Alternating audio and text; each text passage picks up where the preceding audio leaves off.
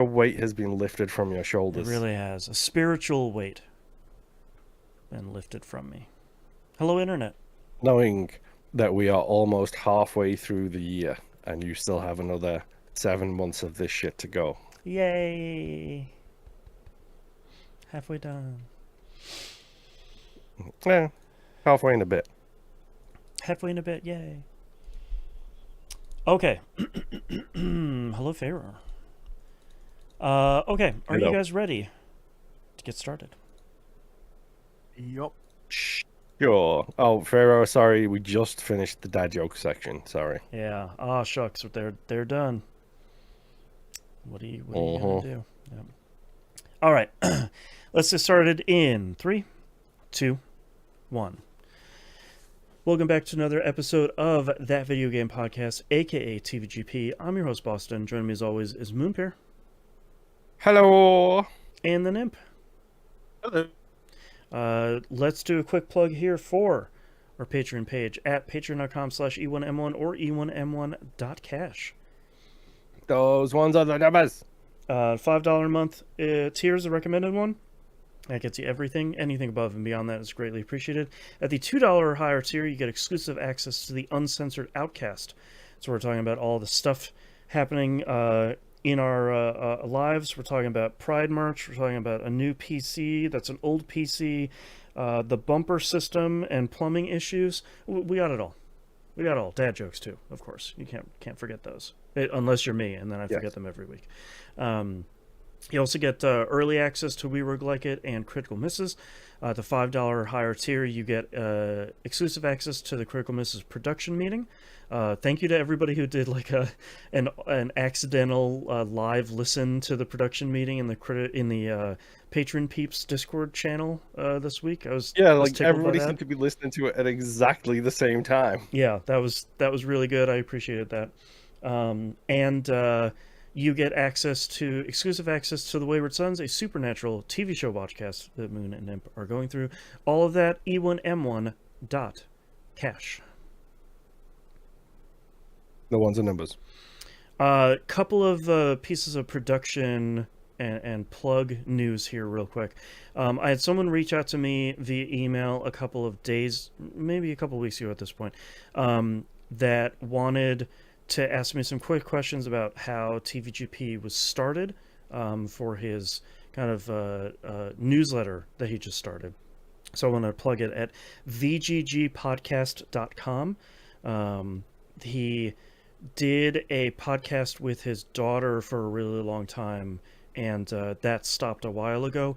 And he's starting a weekly kind of video game newsletter that I enjoyed reading the first couple of issues, and I think it's issue 4 that my questions that he posed to me and a whole bunch of other podcasters that he liked.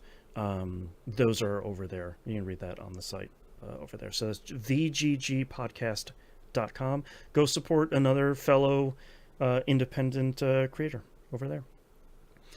Moon and I have started a brand new game for We Work Like It, Into the Restless Ruins.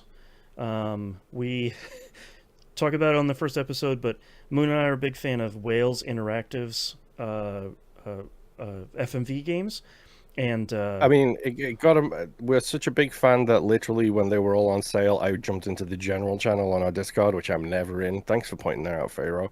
And posted that there was a sale on for them. Like, that's how big of a fan I am of them. It's yeah, like, buy them now, please. I want more. yeah. So they are publishing and have at least partially funded a deck building, dungeon building, auto battling, 2D top-down roguelike called Into the Restless Ruins. We're going to play that for We Roguelike for the next month. So go check that out. That's out on everything. Brand new game. And one additional comment here about the Final Fantasy V Forge Out Fiesta. Registration has opened now. So if you want to get in on the registration early, I think they're shooting to start the Fiesta. They start the run, which is like their speed run kind of opening thing that starts the Fiesta in the next week or two.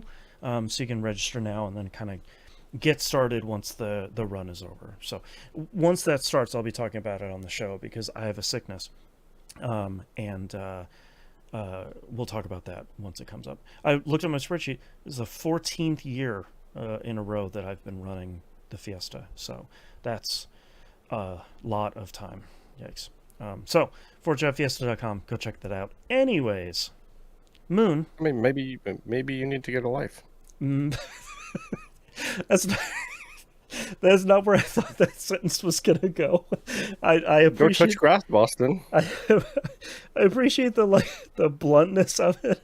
And for anyone that maybe is listening to this episode as their first one, Moon isn't that mean to me. That was No, that was a joke. People might be listening to this episode. They're like, God, these two dudes hate each other. It's the like Brad's leaving giant bomb joke all over again. Like, Oh, if you thought that was rough, you should hear how Moon and I talk to each other in Wayward Son. yeah, go listen to it. oh yeah. Yeah. Oh. Oh man. Okay, Moon, what have you been playing this past week? I only really played 2 games. Okay. And we don't need to even pull up a video of one of them, because one of them... We talked about Spiritfarer's Infinite Horde on We Roguelike It, one of the episodes. Yep. I believe. And that reminded me I don't have all of the achievements in Spirit Hunter's Infinite Horde. Yeah, we And talked about this as part of the last ranking episode. Yes, and it was one of those things where it left my top 5 games, my currently playing list. Mhm. Which question Mhm. on the PlayStation, when you install a new game, does it put that game like right there as like Yep. the, It's Right the at the front. furthest top? left. Yeah. It's okay, yeah, okay. So the Xbox does the same thing Mhm. because I bought a bunch of Wales Interactive games because they Oh. were like $4. So it just scooched everything off the front. Everything vanished. And you- Everything vanished. You So said there's all- only 5 on the front. Yeah, I page? think there's 5, Okay. but like YouTube is always in that, so like it's 5 games on YouTube essentially. Okay. And if you Yeah. have a disc in, the disc is the one on the very far right. So technically, I have Sure. 5 games, YouTube and Pinball Hall of Fame, the The Williams not the collection. Gottlieb collection, not Oh, the the Williams, not Gottlieb. Gottlieb, the other one, Yeah. the other, Stern. not those 2. That's one. That's Gotcha. the one. Thank you. The Stern collection. I have that on the far right. I have YouTube Okay. somewhere in that 5, and then I have 5 games, and it's just like it's Doom Eternal, Wales Interactive, Wales Interactive, Wales Interactive, Wales Right. Interactive. Yeah, because on Okay, PlayStation. all the things I was playing just vanished. Right, because on PlayStation it's I think 10 games, and then there's a different tab for media. So the media is like YouTube and Twitch, and your Blu-ray disc, a Blu-ray movie if you have it in there, and all that other stuff. So I kind of like how that is, where it's like we're separating the two. Yeah, like, and I do have groups with like that stuff in it. That's why YouTube ends up on that list, is because I have a media group which has got all of that stuff in it. Oh, right. But I was just like, okay, we mentioned it, so now I have to find it, and now Right. I don't want to do the brutal maps anymore, guys. They're rough, man. They are. Like, okay. My biggest complaint of those maps is that they always tell you, hey, don't use these weapons, but those weapons are still selectable. And if I've zoned Yes. out enough Yeah. and then select it, you just voided the run. Oh. And it doesn't even tell Oh you. yeah, on the brutal challenges, yes. Yeah. Yeah. Of course I want the fire dragon. No. I'm just playing them normally now because I just don't care about the challenge. I just want to get the complete all of the maps on brutal challenge, Mhm. and it's just like, it's so hard. Like I don't know which one is the best for the brutal maps. I mean, I'm not going to use the hex. Who uses the hex? Right. You know, come on. I'm not. Let's be serious here. I'm not gonna do that. But like, I need to figure out what my loadout is. I may have stumbled upon it. I don't actually know if I'm correct or not. But I'm going fire, lightning, freeze, and I think I'm probably doing whirlwinds for my final. Okay. For my So you have final all item. 4 elements. Yes. Yeah. You can call me Yang. That's absolutely fine by me, even though it's actually Ang. But I haven't seen that show, mate. So don't come at me. Yeah, don't at me about it.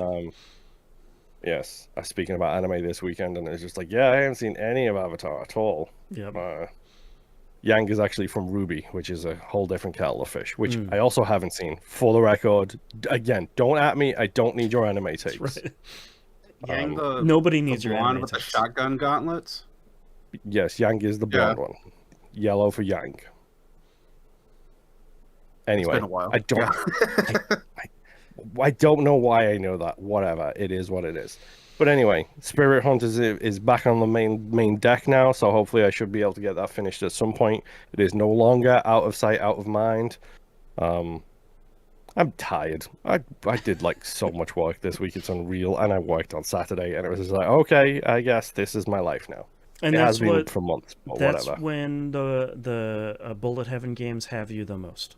When you just I mean, need yeah, to because chill. literally I just wiggle the stick around and Yep. everything works fine. Wiggle the stick and occasionally press the A button. That's that's all I really need. The stupid web.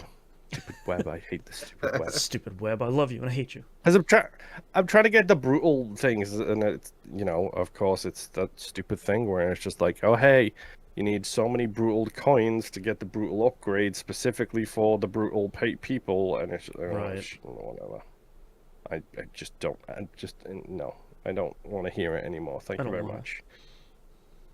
Well, other than all of the stuff we discussed in pre-show, the only other thing I played was Doom: The Dark Ages. Ah, yes. Nice. You know what this game really makes me want to do? Invade Hell? Bring down the Patreon. Play Doom 2016 again. Ooh. I'm not gonna lie, I have looked at picking up Doom 2016, especially since it was on sale. I think it still is actually for like $5. Oh my god, that's such a steal. Yeah, but I was also reading too, and sorry to pull this from you, Moon. I'll give it back to you here in a moment. No, it's fine. I had also read that the game, because it's still the PS4 version, I guess the console versions had like terrible glitches and game-breaking bugs in it, and it doesn't sound like it. It doesn't sound like you will always run into them, but they never fixed them. Oh, okay. So there was a lot I'd never run into a single issue. Well, and that's what I was going to ask you guys too, if you remember running into anything, because I know a lot of people looking through like forums, even recently as last year, maybe 2023, a couple people were complaining about achievements and trophies not unlocking correctly, which I don't care about. Right. But I just didn't know And if yeah, you guys who had are ever come you? across. Yeah, I don't think I ran into any of that stuff it's been a long time since I played it, but I don't remember it running into any issues, no. So I might pick it up. I mean, even for $5, even as like if I have to restart the save, whatever. But yeah. Yeah, kinda dude, put me on throw pause. that thing on like the controversial "Don't Hurt Me, Daddy" difficulty.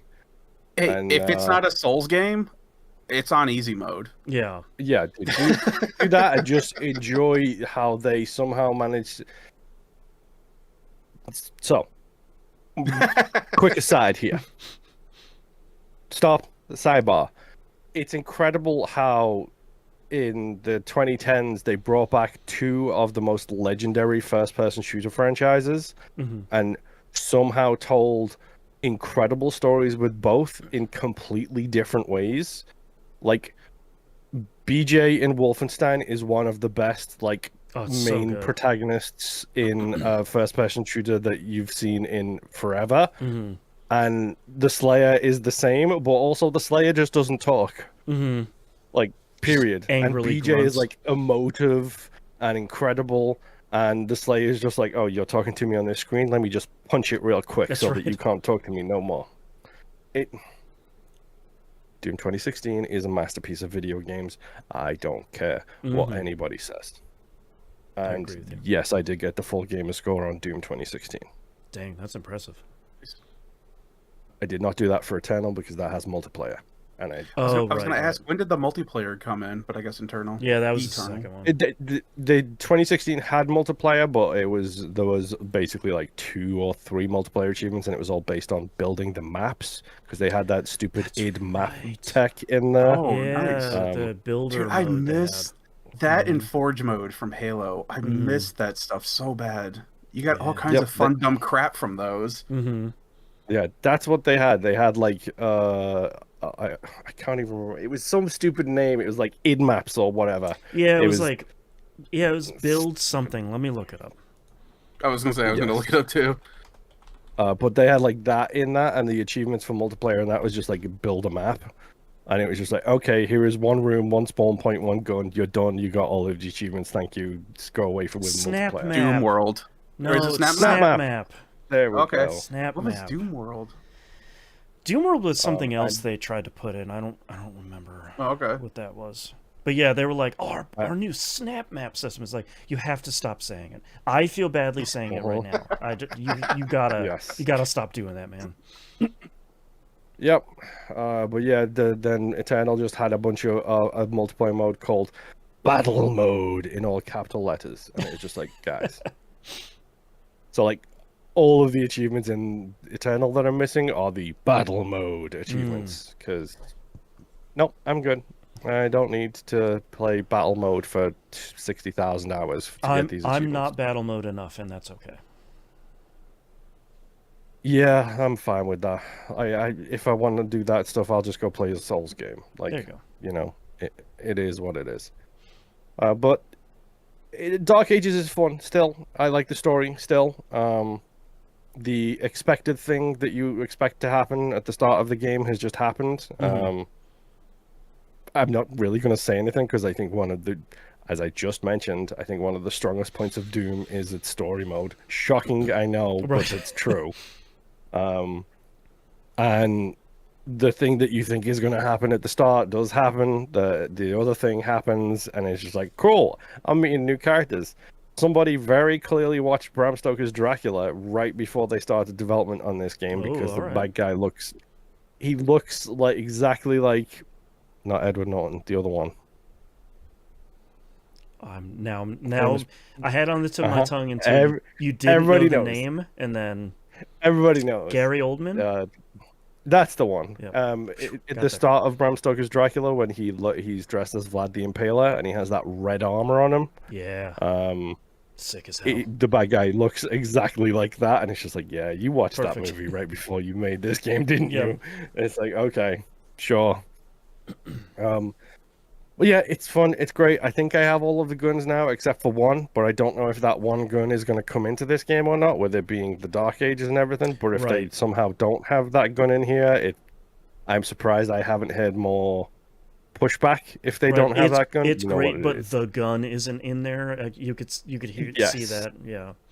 I could see the rage bait articles already, so I'm assuming it's in here at some point. Mhm. I just haven't got to that point yet. But I'm also only on chapter 9 of 22, so you know, plenty of time to go. We'll say. Yep. Let's see what else. Guns are good. I just started unlocking the mastery challenges. I finally got shield runes. Which is like special abilities that your shield can do. One of them, when you block or parry successfully, it gives you a shoulder-mounted turret. Sure, why Okay. not? Yeah, sure. I guess. Let's do it. I mean, if it works, it works, I guess. Something I did forget to mention, and which I'm not missing now. I was shocked when I first played this, but I'm not missing it now.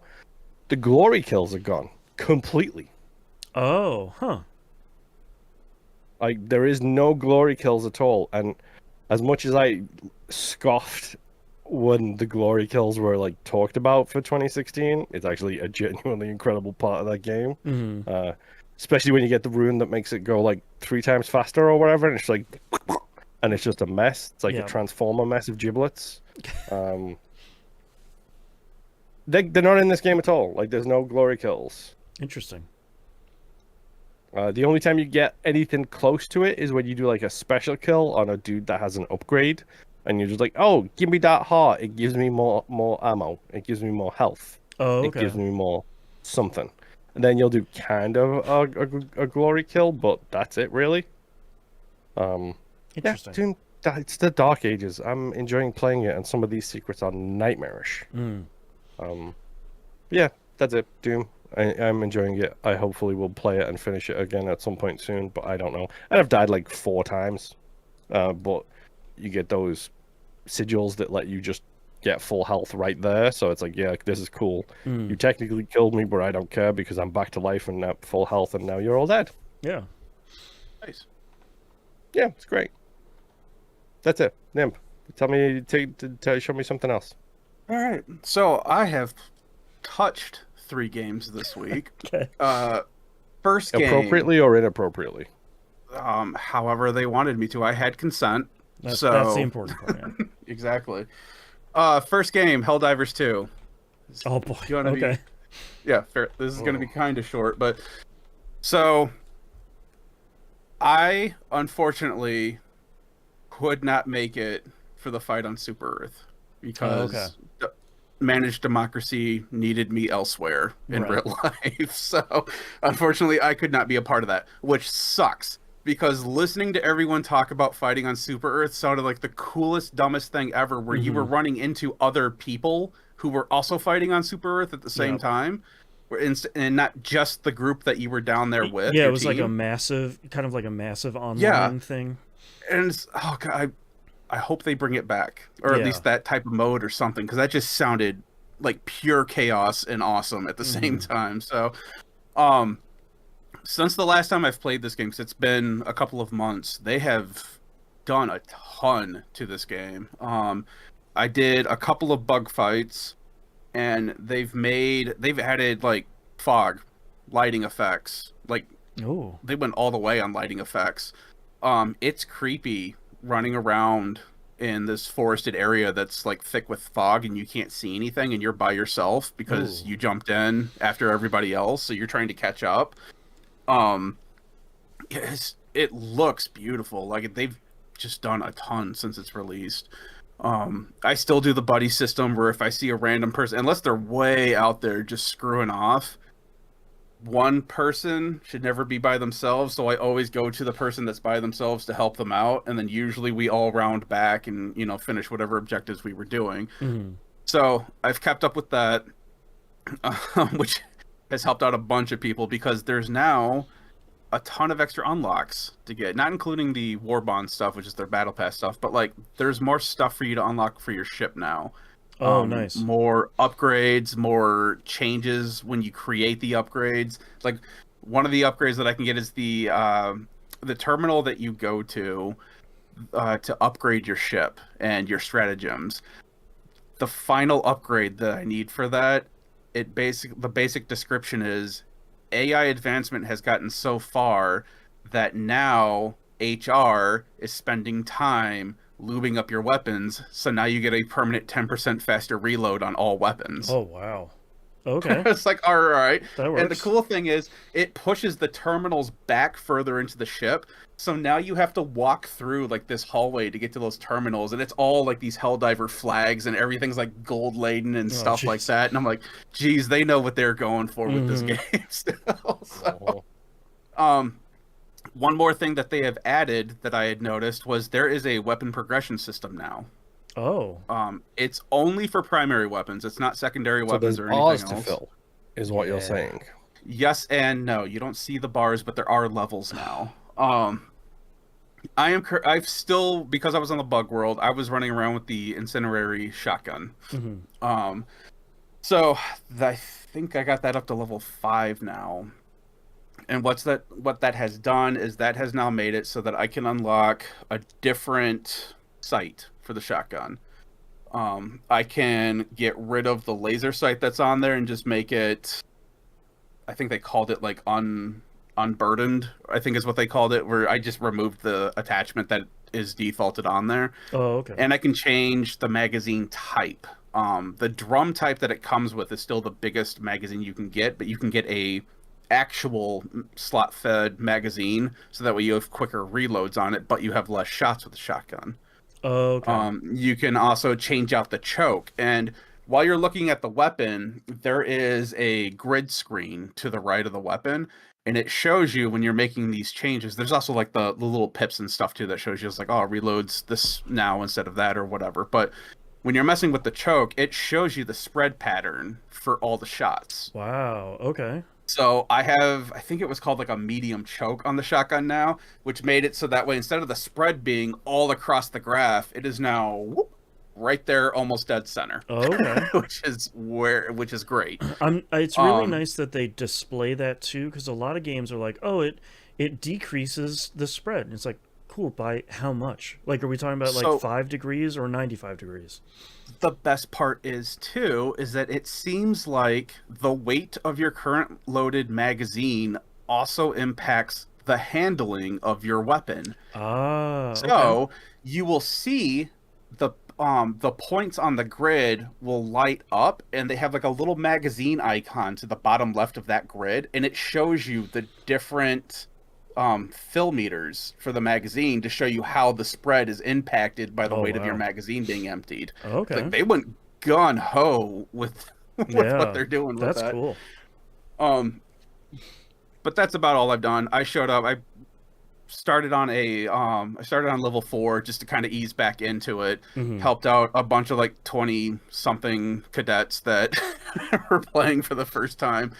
And then I increased it up to level 6 so I can start getting some of the Super Earth stuff. And I was the highest leveled one out of all of them. I'm only like level 62. But I was the highest leveled out of all of them. And I'm still using the exact same kit that I've been using this entire time, which is a rail cannon shot stratagem, and which shoots down from the ship, and then having the 500 kilogram bomb drop down from Eagle 1. And I can call that in twice. Oh, wow. And those are my loadouts. And then I have the guard dog, which you can see in the video here, which is constantly shooting a beam to enemies that get close to you. And then I have my quasar laser cannon for like bigger armored enemies that I'm still running around with. And those still seem to work out pretty well, which is great, because when I was helping the new kids, when we were getting ready to extract, all of a sudden a Bile Titan just pops up out of the ground at the extraction site, and we still had like a minute 20 to go, and I was like throwing stratagems like rail cannon, 500 kilogram bomb, boom, took out the Titan and everything else that was around it. I'm like, all right, cool, now we just sit here and wait, because that was the big enemy push, before we leave. So it's still a ton of fun.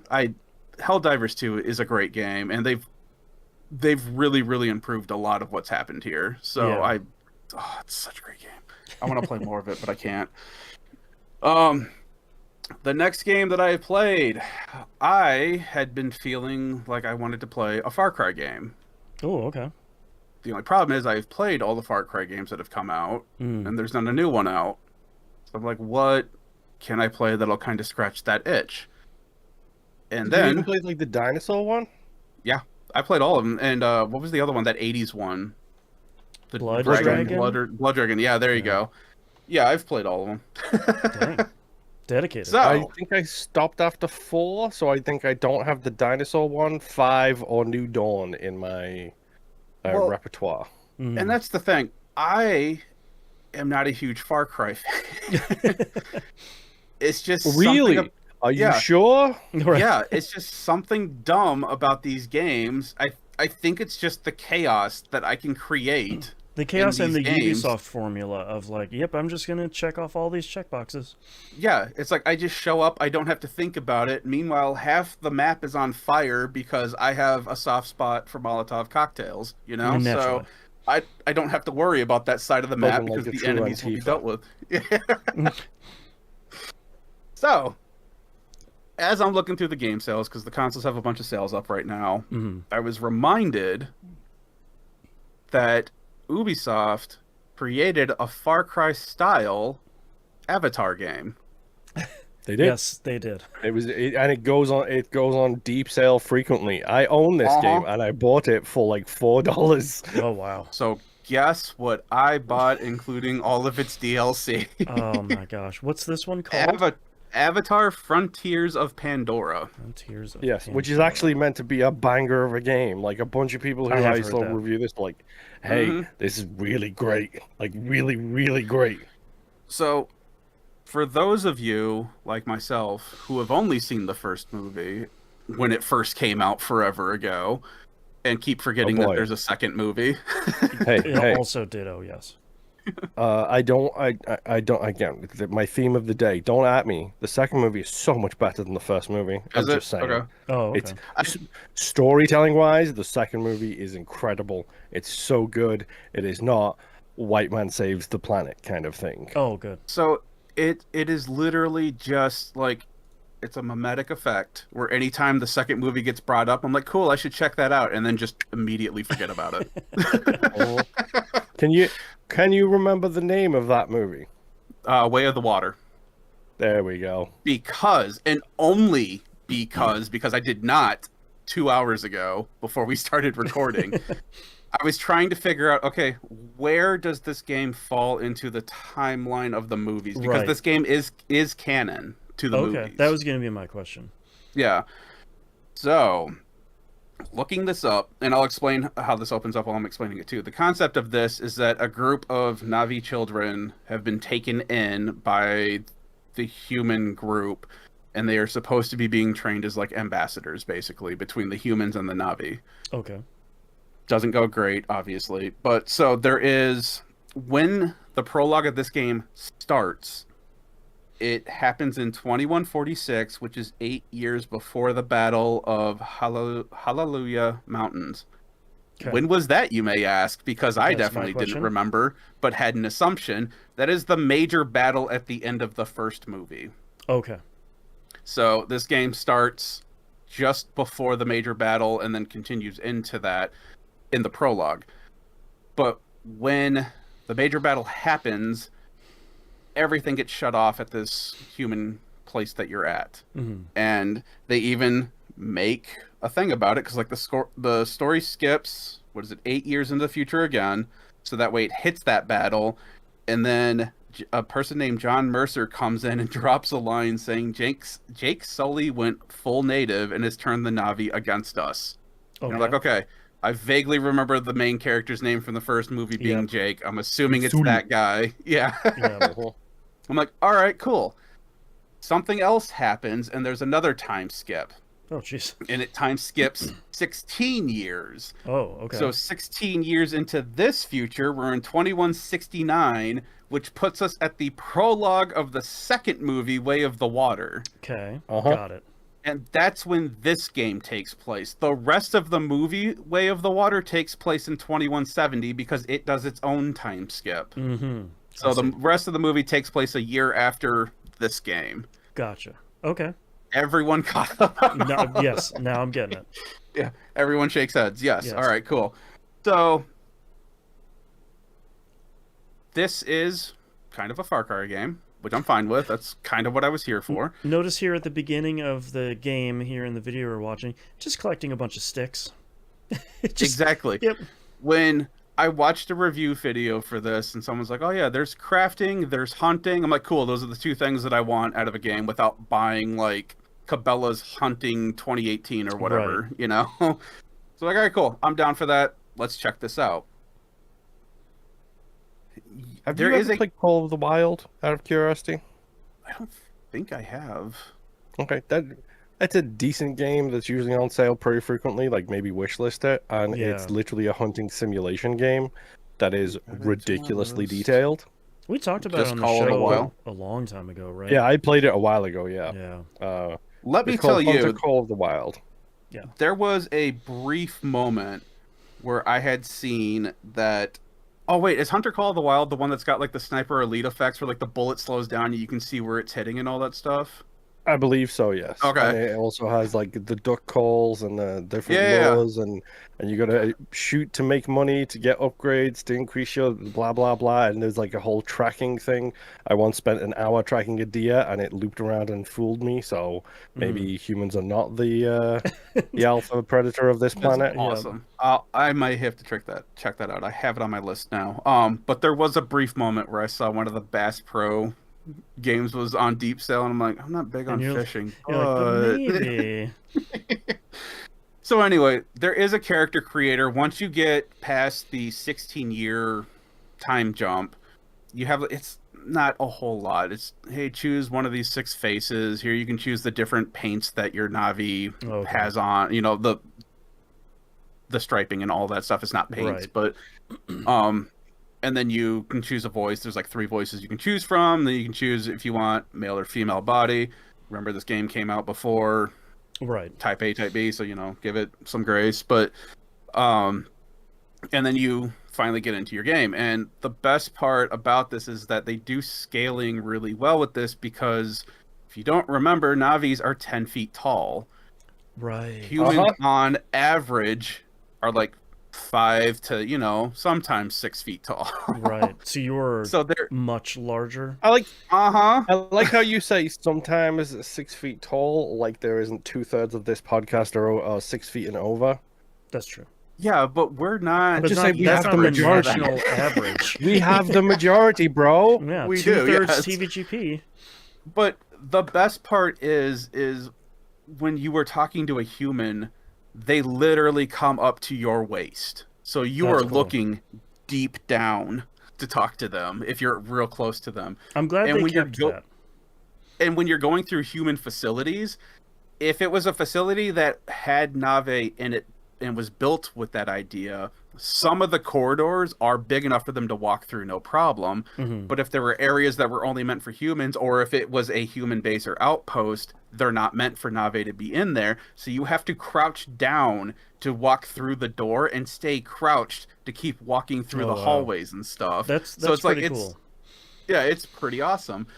The best thing is that this world, I know a lot of times we crap on this, but this world is huge. Mhm. Like, I'm talking like Xenoblade Chronicles, huge. Oh, jeez. Okay. So proper huge. And and the scaling with that, everything looks normal proportionally to you, which is great because the Na'vi have evolved in this world, so Right. it looks normal to them.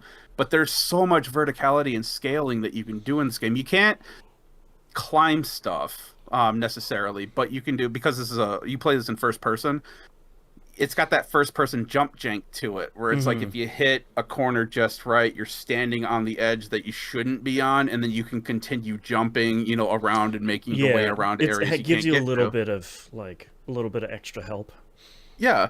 So it's like, so I've jumped up a tree that I definitely wasn't supposed to be up on top of, but it made it interesting. They absolutely love the color blue in this game. Okay, understandably. The menus are a deep blue, like all of them, and it reminds me of playing Subnautica. Oh, Like interesting. that kind of blue. Yeah. So, which I don't have an issue with, but then you end up getting I don't remember what they specifically call it. I'm only like maybe 4 hours into this, just kind of goofing around. You get your like your scan site, basically. Oh, okay.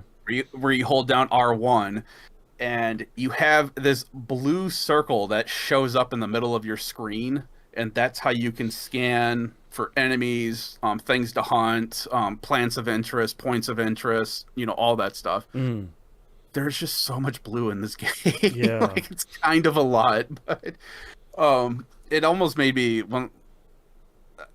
it almost felt like I was getting fatigue from the color, like where I looked off from the screen for a moment and be like, oh, there are other colors This is right. besides blue in the world. But yeah, once you get out into the world, it's huge. And there's with the DLC that I got, there are additional areas that are DLC related as well that I can't get to yet. But there is, in addition to that, 2 additional DLC areas. I don't know how big they are. Maybe one day I'll check into it. You do move really fast in this game.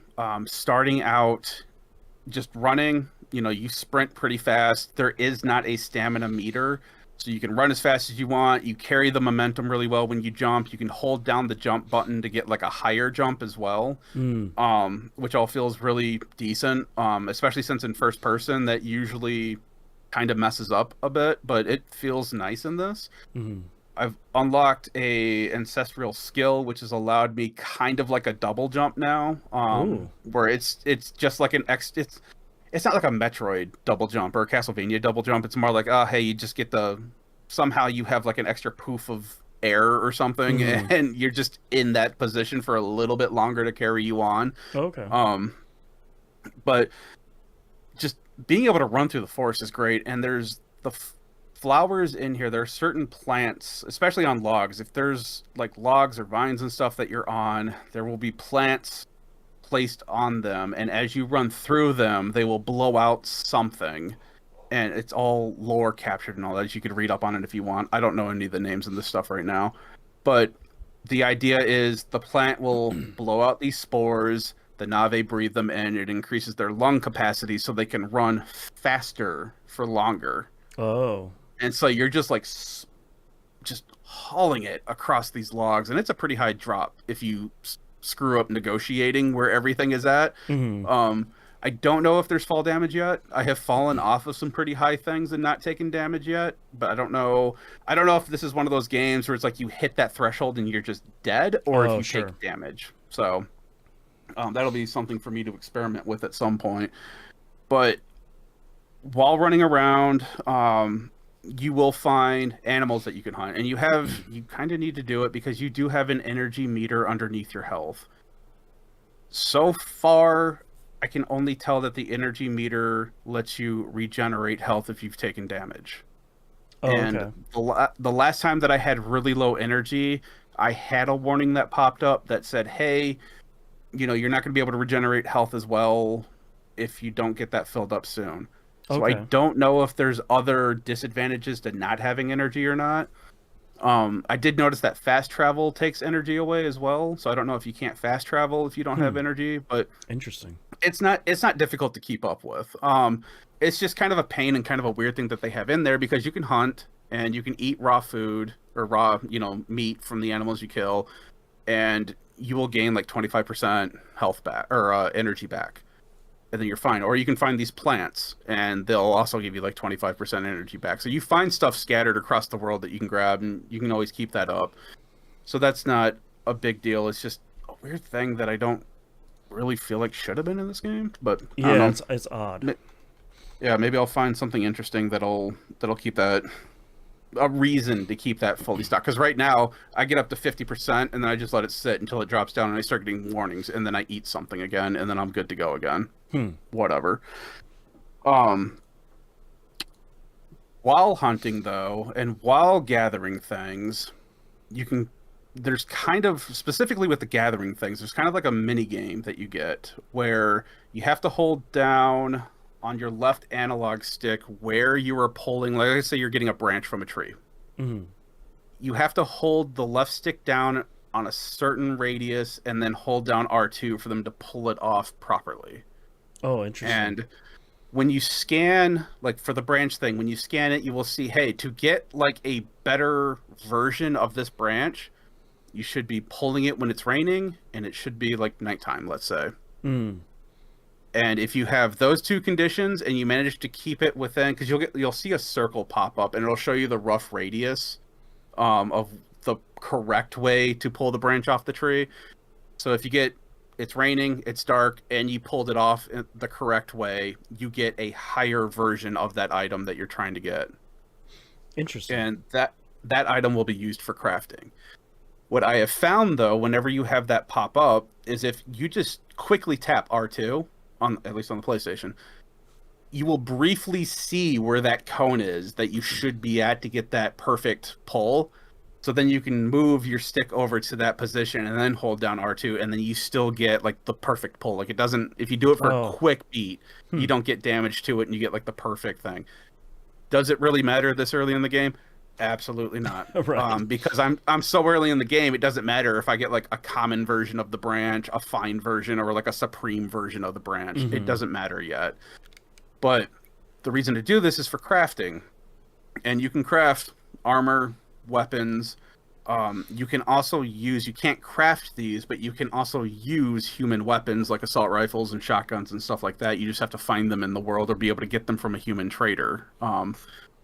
So the crafting right now, I've made a bow. It does like 20 points of damage, which my original was 16, and that was dependent on what items I used to craft it, depended on how much damage the weapon will do. Same thing with armor. All of your armor adds to your health. It just depends on what crafting materials you use. All of this, your armor is what dictates the level that your character is at. Okay. And when you level up, you get experience, or you don't get experience points. You get like a skill point that you can use into a skill tree. the first time you get into a new level, you get that skill point. If you drop down, because I tested it, if you drop down a level because you slipped out to an older piece of gear and then switch back, you do not get another skill point. All right.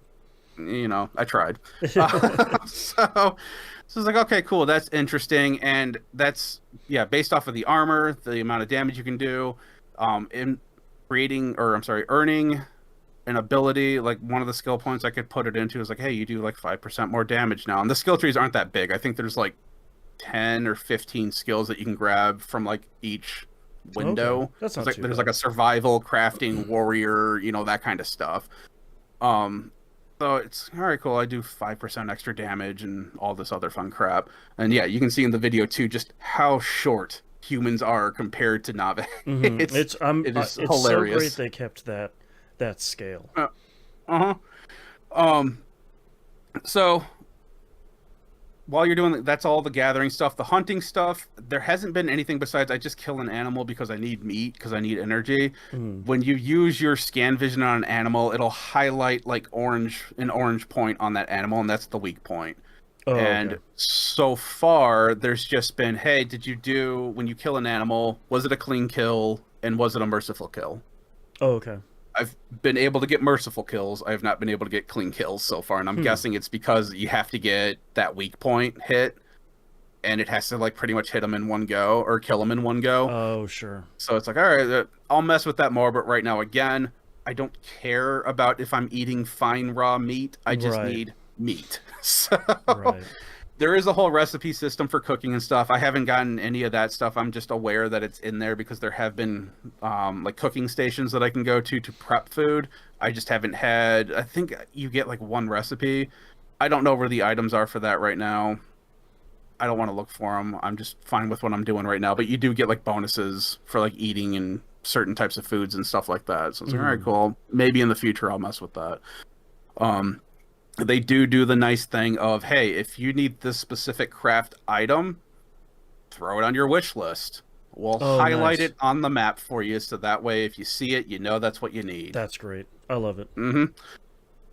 So there's a lot of that. It's been pretty fun, just bouncing around, jumping. The skills that you get, there's two different kind of skills. There's just the normal one, like I said, there's the crafting, survival, hunting. One I haven't unlocked, and I forget what the other one is off the top of my head right now. And then there's like ancestral skills, where you have to do the whole thing where you take your hair and like the little vine things pop out of your hair, and then you intertwine with a plant, and then the plant basically matrix something into you, and now you can double jump, you know, kind of thing. Those are spread throughout the world. You just have to find them. Okay. All the collectibles in this game that you can find are all things that will increase something on you. So there's like I think they're called bellflowers. I found 2 of them so far.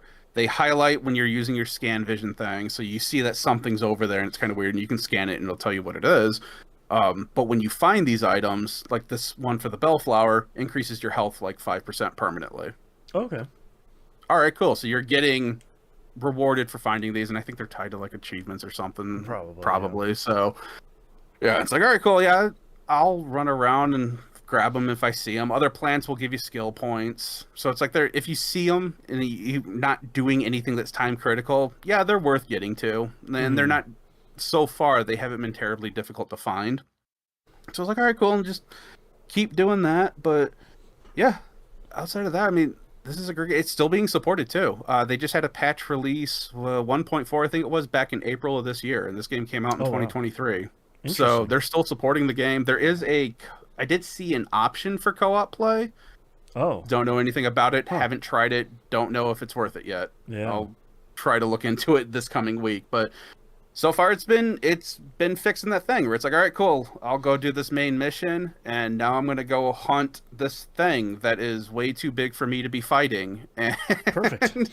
And they will tell you too, it's like if you scan an animal, you should be level 7 for this. Oh, okay. So me as a level 3, you can attempt it, right? And you might win. It's not going to go very well, but you could try it. I was like, all right, cool. Let me give that a go. But yeah, it's still funny shooting like these giant arrows at humans and taking them out in one shot. Yeah. The RDA people. I've already fought a couple of the mechs That Oh, was nice. interesting. So with nothing but a bow in my fist, so somehow that worked out.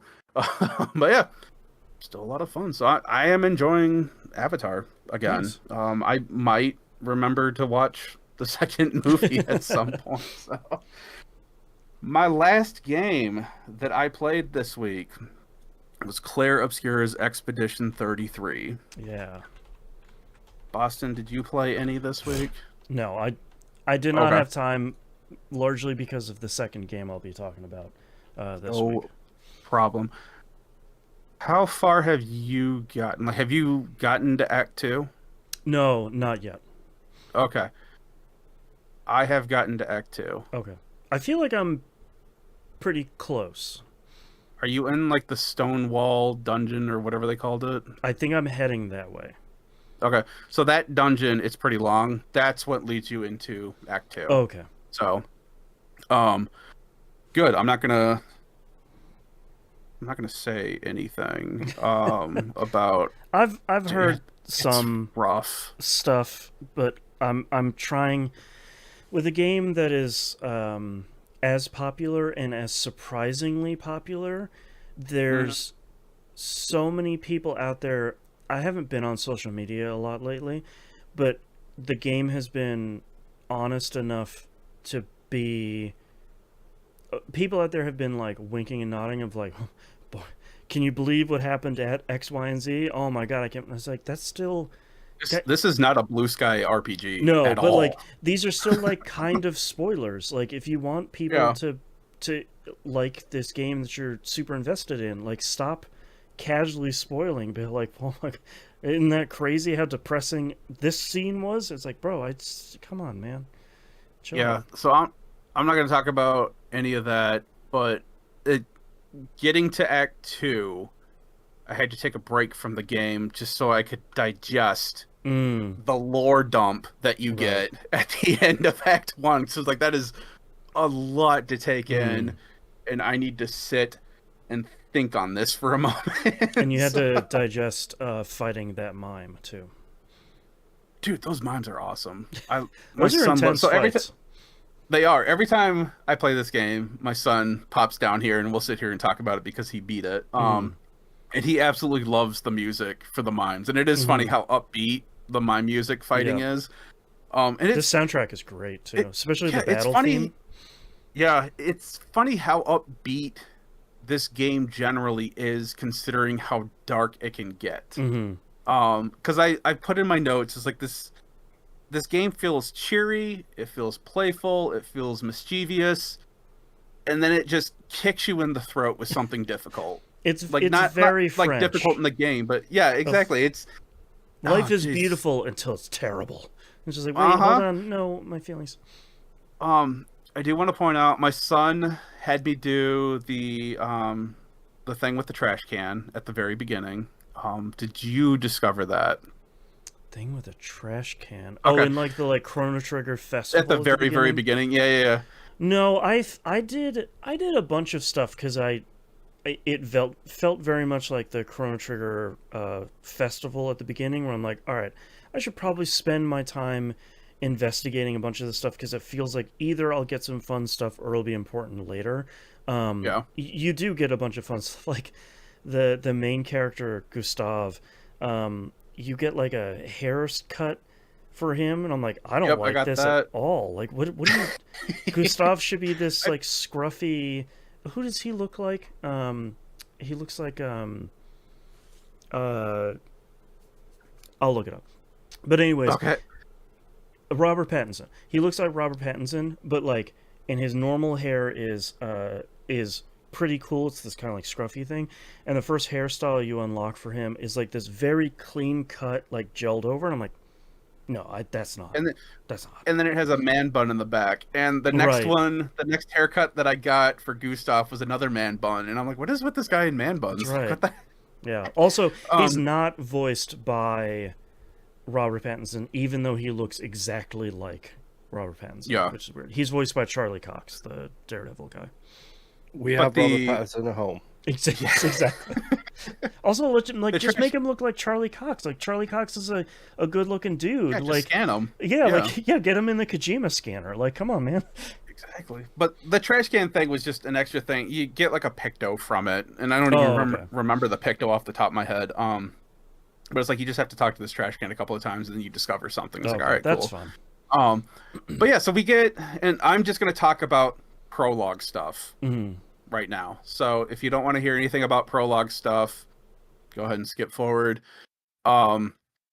You get this talk about how like everyone has prepped, like all of these expeditions have just been an additional step in being prepared for, you know, doing these expeditions, and you Yeah. guys are like the most prepared expedition and blah blah blah. Yep. And then your ship lands, and not even 5 minutes later everyone in the expedition is wiped out, like My- literally. One of my All favorite but shots 5? in this game is you land on this beach and everything goes wrong immediately. Dozens of people are dying all around you. And there's this laser that kind of comes in off the screen and just slices this dude's head off. And I was like, oh, okay, this is going all the way wrong. Oh, okay, sure. You're this guy? A cloud? Pretty much. Yes, things are going pretty poorly. So that all happens, and then I'm like, what? And I was joking with my son because he was watching it with me, and I'm like, what were they preparing for then? Because they Right. looked pretty unprepared for Yeah. any of A this. casual jaunt with no enemies, apparently. Yeah, it's like you guys were still getting off the ship when you were getting wiped out. Like, Right. what the heck? It So, went Listen, real man, bad. they had that Normandy was a real big success. That's right. That's right. dude, no, that's like a perfect Yeah. depiction of what happened there. Yeah. Like, oh my god. So after that happens and you wake up and then you continue bumping around, you find more people, you find where all the bodies ended up at, and that turns into a boss fight. This game. I really appreciate and I kind of admire how much this game doesn't pull punches with its imagery around how poorly the other expeditions have gone. There are piles. You are walking over just like a field full of piles of bodies. It's not, I wouldn't say it's gory or gruesome. It's very much like, no man, like these expeditions are for real. Yeah, because at some point when you die in this area, your body turns to stone. So yeah, it's not horrific because you're basically seeing like these stone statues on the ground or leaned up against something. Mm-hmm. Except for this scene with this boss fight, Yeah. where it's no one has turned to stone yet, and it's a literal pile of bodies. Yeah. Oh my god, they went real hard with that. So I have gotten to the point, obviously at the end of Act 2, but within Act 1, I got to the Gestural Village, which was really cool. I enjoy that all the merchants are Gestrals, and for you to unlock an additional item, you need to fight the merchant. And it's encouraged that you fight the merchants. Yeah, the merchant Like, is basically like, I mean, I got some okay stuff for you, but like, if you're strong enough, I might have some really good stuff for you. yeah. Yeah. So then it turns into this whole thing of, okay, now we're going to the village of the Gestrals, and we have to do like this arena fight, and I'm picking up like all kinds of cool stuff in this village. I do the arena fights, I get another character, and then I attempt to fight the Gestral chief. Oh no. Because I was like, I know, which I was like, this is probably going to go bad, but I just want to try it out. And my parry ability was god level until it wasn't, and my party got wiped. Oh no. And I knew it was going to go bad because I got a chance to do one of the characters, Gustav's overdrive, which is usually like a hard hitting attack, and it's like, you did like 15 damage. I'm like, this is not going to go well. I've made a mistake. Yeah, so I died. Couldn't flee from that battle, which is fine because it basically just put me like right before I challenged her. So it's like, all right, cool. Everything's fine. I move on to find what's the flying thing's name? Esque? Yeah, I think that's how it's pronounced. Yeah, Yeah, very enjoyable character. I He's love the great. voice acting for this character. Yeah. You find him, and you find him in a cave. Actually, let me step back from that. As you're making it to the cave for him, you have to, because you won in the arena, you get the password from the chief, and you're told, hey, just shout, get out of my way, to the gestural that's blocking the cave there. Mm-hmm. It's like, okay, cool. You get there, and there's this giant gestural that's just standing there, and everyone's debating. It's like, who is the one that should yell at it, the Right. password, so we can get by? And everyone is like hemming and hawing and like side-eyeing each other, and eventually one of the characters is like, well, Gustav, you have a very loud, angry voice, why don't you yell at him? And Gustav's like, me? And kind of looking at him, looking at everyone else, and you see he's trying to like work up the courage, and then finally he's like, okay, and he's clearing his throat, and then he yells the whole thing of, get out of our way. And the gestural standing there is like, well, that was rude, you could have just asked. And it completely throws the party out of whack from what they were thinking was going to happen. And Gustav feels so bad that he's like stammering, and he's trying to apologize, and he's trying to explain. It's like, well, your chief said I had to yell at you. And the party's like, come on, he already moved, let's go. And he's just like, he's standing there for like a solid minute just trying to apologize to this thing. Gustav's Like, great. This is the dumbest, funniest thing ever. And then we see Esquire or whatever this gentleman's name is. We need to get a rock for him, so that way he can ship us across the ocean to get to the Paintress. Mm-hmm. And he can't get the rock. And so Gustav's like, oh, let me guess. This rock is in, I forget what the enemy's called, like the Nerval or Nervon or something. Nevron, something. I think it was. Nevron. Those are yeah. all the, for anyone that isn't playing, those are the enemies that look incredible. The like real Silent Hill design enemies. With all the hands and yeah. So cool. So he's like, let me guess, this is in a Nevron cave on the other side of the map that you need us to go to. And he's like, no, it's just over there in that cave. I just need you to go over there and get it. Yeah. And again, everyone is taken back a beat because they're like, all right, I guess we're going over there Right, now. this isn't like a normal JRPG thing. Yeah, and he tells you, it's like, oh yeah, my friend over there, he took the rock. I just need you to go over there and ask for him to give it back. Mm-hmm. And they're like, okay. So you go over there, and you find Francois, Mm-hmm. who is just a rock, who says he's a turtle, Mm-hmm. and so you tell him, hey, we were just sent over here to get this rock. Do you know where it's at? And Francois says, I don't have this rock. I have never had this rock. And he starts yelling across the cave, like, I have told you I do not have your stupid rock. Mm-hmm. And they start yelling back and forth at each other across this cave. And your party's just standing there and then like trying to figure out what's going on. And then Francois is like, all right, you know what? Fine. Put him up. Let's fight. Sure, why not? The dude calls himself a turtle. He doesn't move. He's just like a mask on a rock. And so everyone is again like, so, like no one's going for weapons. Like, they're like side-eyeing each other. Yeah, they're side-eyeing each other. Like, are we doing that? Like, what's happening? All the way up to the point that the boss battle starts, and everyone still looks super confused on what's going on. So then you fight Francois, and you beat him. He gives you a rock, and he tells you to get out of his cave. And he's like, all right, cool.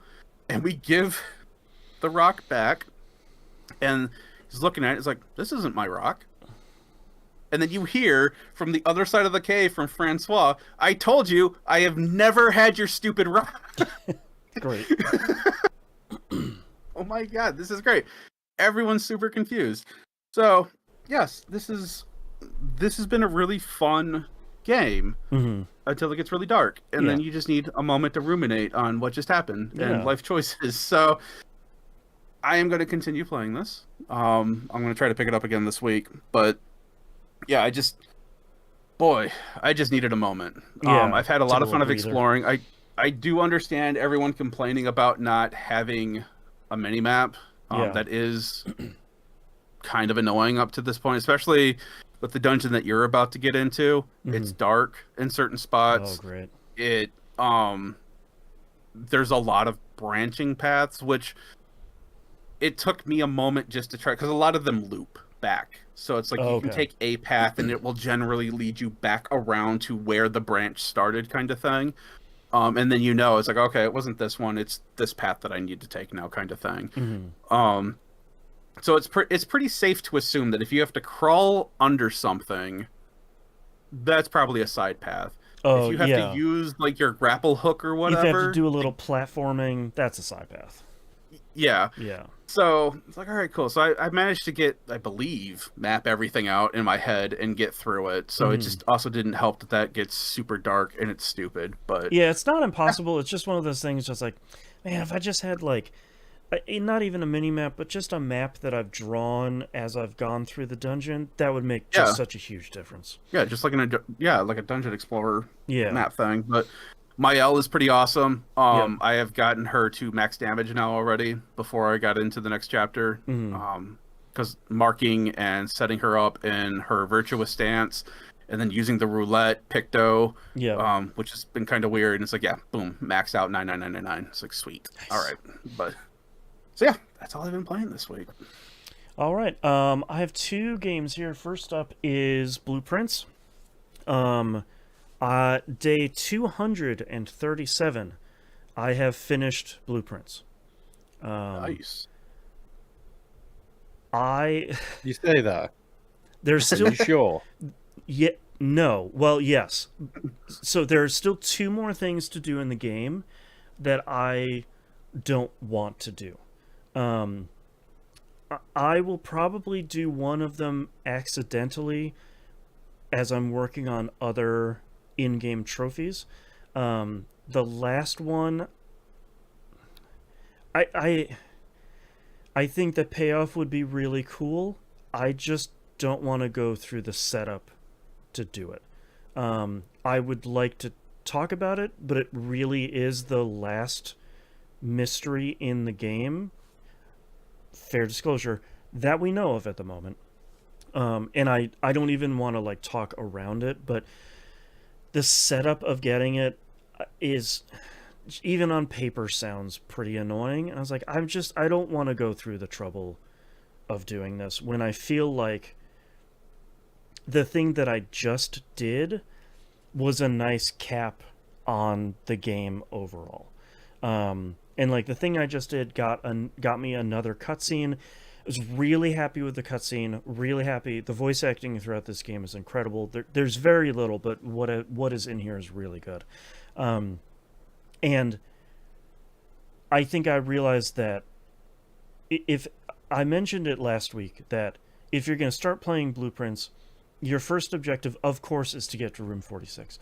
And then your second objective is get back to room 46 to kind of unlock the post-room 46 puzzles. Because it kind of very clearly says, like, here are these 8 things, here are these 8 things, here are these kind of additional things for you to go through and do.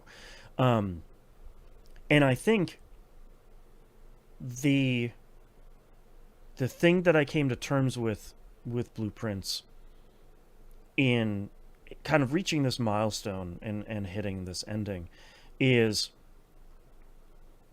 I think if you don't like Blueprints after giving it a shot, that's okay.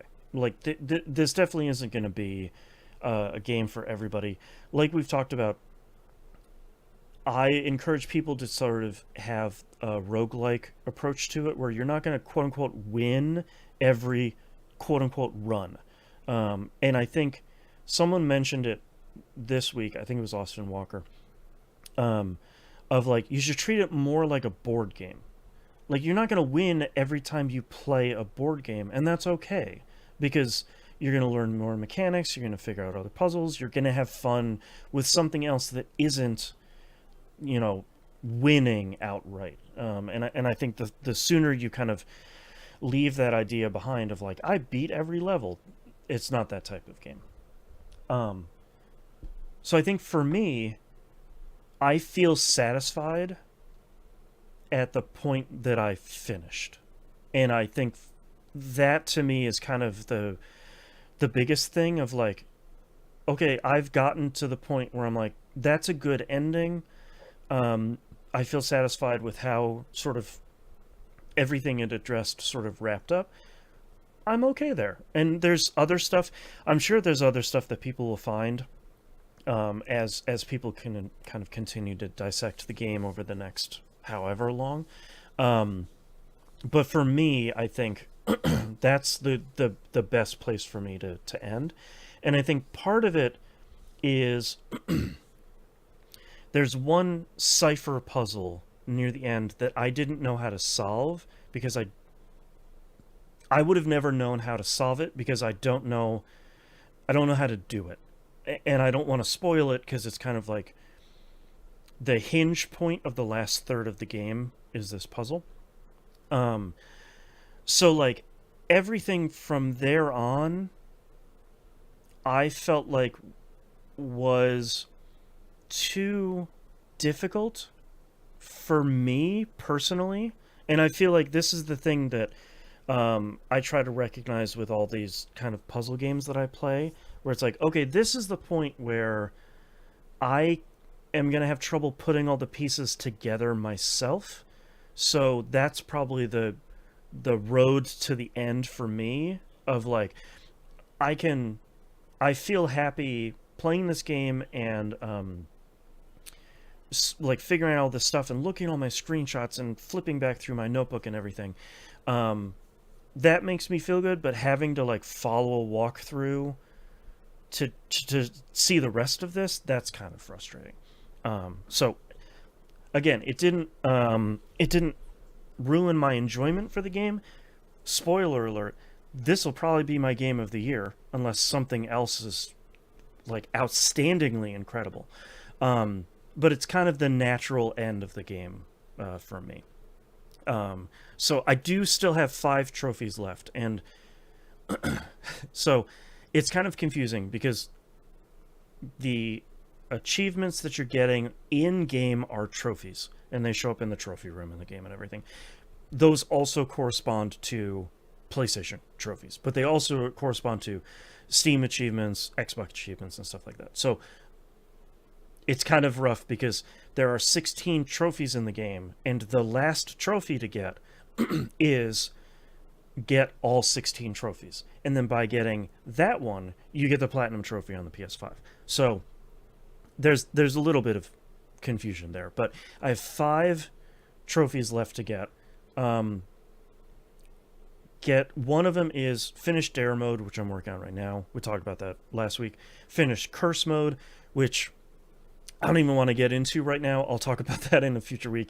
It's essentially hard mode of Blueprints in a way that I think will be really interesting to kind of manipulate the game to within an inch of its life to finish Curse Mode. Reach Room 46 on your first day, and then reach Room 46 within an hour of starting a new save file. All of those are totally doable. All of those are just you get the right run to do it and you sail right through. The only last trophy that I have is winning the drafting sweepstakes, which is, and this isn't a spoiler, you get introduced this very early on in the game. You don't have to finish, you don't have to like get to room 46 or anything on this run, but you need to place at least 20 dead ends in the estate on one day. And there are only 45 slots in the house. So I've tried to do that a bunch of times, but a lot of that is like, okay, sure, I think I know how to do this, but I feel like I might need to look up some tips to see if there's any, like, not easy way to do it, but way to make it easier on myself, or is it just keep trying and then get the best layout for you? I'm not is there a surefire way, or is it just a random happenstance? Right, and if it's random, like, that's okay. I like playing this game, and I'm okay with like continuing to kind of roll the dice until I get the right. And I can't spoil it, but the deeper you get in the game, there are an increasing number of ways to manipulate the RNG. So there are ways to make all of that work for you in a way that makes stuff like doing this way more manageable. So I'll get to it at some point. I think I'm kind of focused on dare mode at the moment, of just kind of like, I talked about dare mode last week.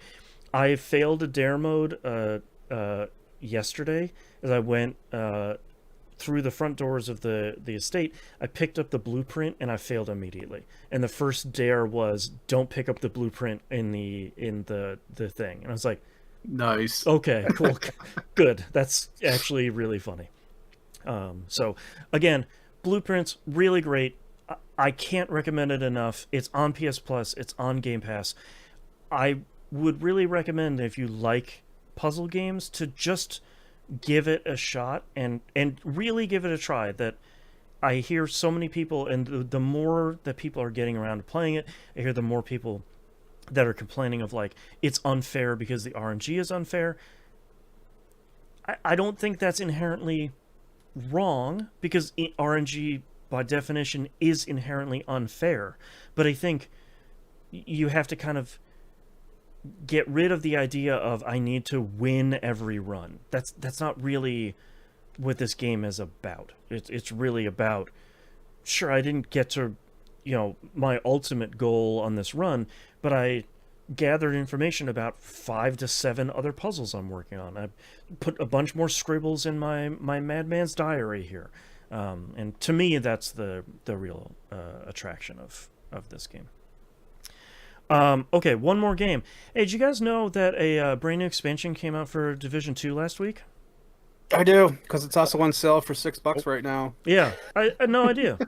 That would have been great if Ubisoft's marketing machine had maybe Said anything? sent anything for me as a guy who has over 350 hours in this game. So yeah, Battle for Brooklyn DLC is out now. It is shockingly a full brand new expansion for the Division 2 that, you'll be surprised, takes place in Brooklyn. The whole thing about the game here is the cleaners have moved across the river into Brooklyn. Brooklyn, for a long time, was doing okay and seemed to be kind of in the best spot of all of the boroughs, and seemed to be, especially from a community standpoint, seemed to be doing really well. And then the cleaners, those are the flamethrower guys, for anyone that played Division and Division 2.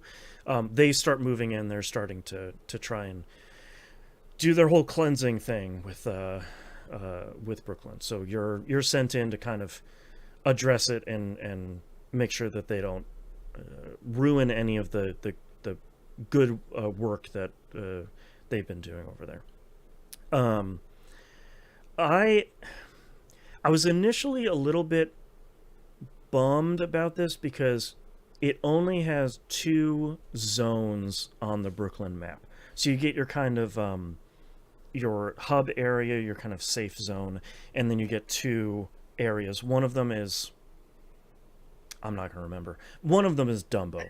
And then the other one is, I don't remember what it is.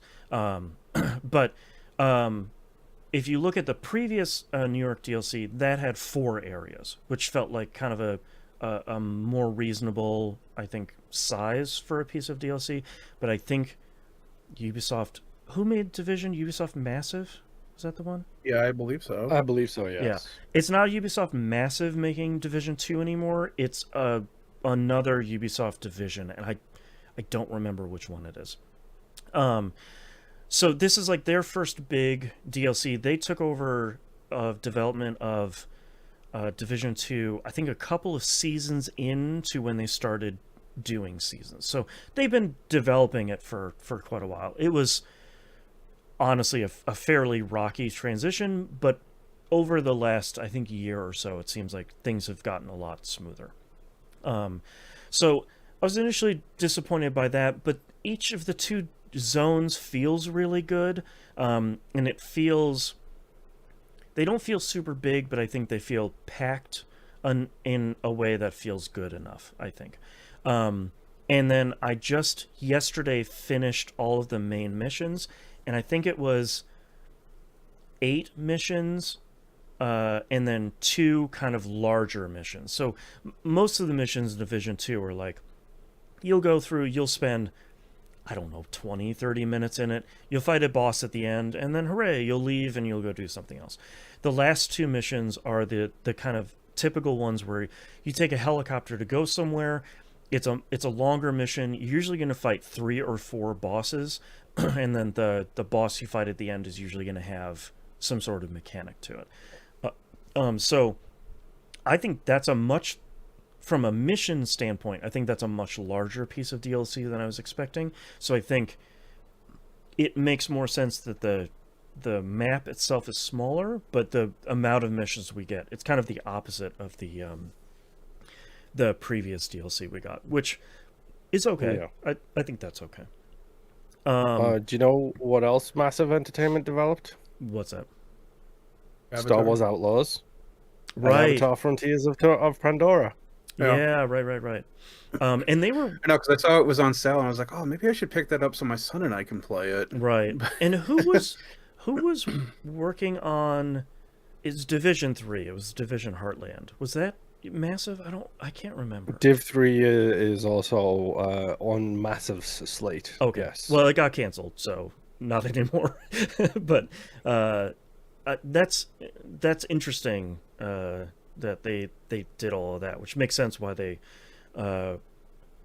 I get the impression that Ubisoft pulled them off of Division 2 of like, okay, this thing's just kind of, we can have this other team work on it. Like, you can go make some other stuff. You don't have to keep working on Division 2. One of the interesting things about this DLC, though, is they added a new debuff, and they call it Purple Flame. And it's essentially the new tech that the bad guys were working on, where instead of it attacking your health, it permanently... well, temporarily, basically for that fight, it will take off your maximum of armor. So it's kind of those white pips above your orange health bar. Yeah. It's essentially your health, because when your armor goes away, you almost die immediately on anything above story difficulty. So you're kind of debuffed, and it takes a chunk out of your total armor for the duration of that fight, which if you get hit by it's going to hurt you, and it's going to debuff you for a pretty significant amount of time, which I think is pretty interesting, because going into this, I thought, yeah, it'll be more Division 2. We're going to fight the cleaners. Okay, wow, flamethrowers. Yeah, cool. But for them to have something additional there, I think is pretty neat.